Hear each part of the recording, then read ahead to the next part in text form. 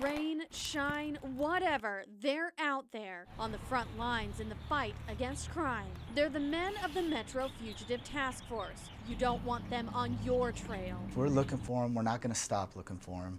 And we tell them that all the time. We're not going away. You have warrants, we're not going away, and we will eventually get you one way or another.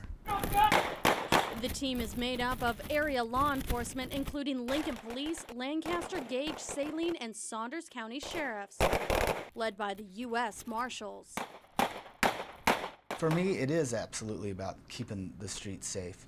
You know, my family lives on the streets just like everybody else's family, and I don't want my kids or my wife with people that are out there, one, trying to evade the police, because you never know how they're going to act. Every bust starts the same, with little to go on, but it's the outcome that's unknown. For safety reasons, our cameras were not allowed to follow too closely. What's behind each door can be the difference of life and death. You just don't know what their thought process is when you're going to that door. You just have to assume, not necessarily the worst, but you always just have to assume that they're not necessarily going to want to go back, and you have to be prepared for that. Thankfully today, this woman surrendered peacefully. The task force says it would be no surprise if they knock on her door again in 6 months.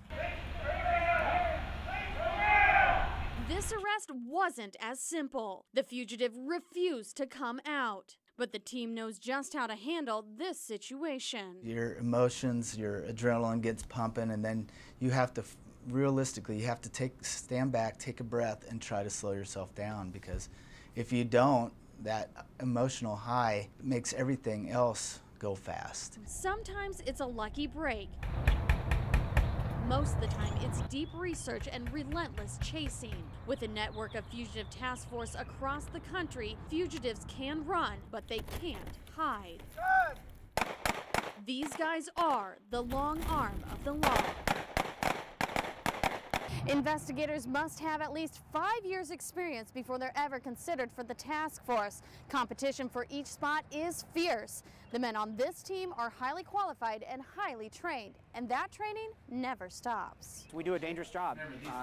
There are times where we're going after people that are willing to shoot it out with us, and officers are getting injured and killed, and we need to protect our guys by giving them the tools to save themselves or save their partner. These deputies train in very real and dangerous scenarios.